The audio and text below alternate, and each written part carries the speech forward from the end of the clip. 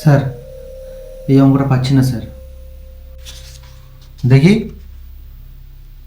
ও, ওটা রোলস থিওরামের ফর্মুলাতে ফেলে দে, হয়ে যাবে অঙ্কটা।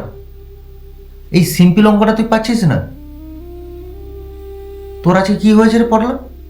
তোর মন নেই দেখছি আমি। একটা কথা বলবো স্যার, শিক্ষা মানুষকে কি শেখায়? আমরা সেই অন্ধকার যুগেই পড়ে আছি। একটা গুজব একটা তত্তাজা মানুষের প্রাণ কেড়ে নিতে পারে স্যার। হ্যাঁ রে, খবরটা শুনে খুবই খারাপ লাগছে।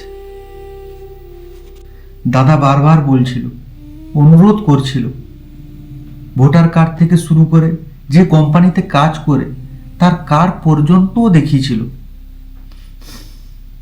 কিন্তু তার কথা কেউ শোনেনি। হায়নার দলের মতো ঝাঁপিয়ে পড়েছিল তার উপর। মানুষের আর হুঁশ নেই রে, সব নরপিশাচ হয়ে গেছে। এই নরপিশাচদের কি শাস্তি হবে না স্যার? মন্টু যেটু বলছিল, পুলিশ এখনো কাউকে ধরতে পারেনি। এদের শাস্তি ঠিক হবে, চিন্তা করিস না। শাস্তি শাস্তি কে দেবে স্যার? কেউ কেউ ভোটের প্রচার নিয়ে ব্যস্ত, আবার কেউ নিজের প্রমোশন নিয়ে ব্যস্ত, আবার কেউ এই খবরটা ধামাচাপা দেওয়ার চেষ্টা করছে। এইভাবে কতদিন চলবে স্যার? ছেলেটা তো চলে গেল না ফেরার দেশে, রয়ে গেলাম আমরা এই নোংরা সমাজে।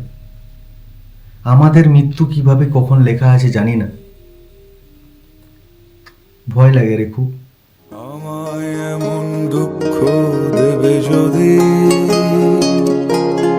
কেন আমায় পথ দেখালে নদী?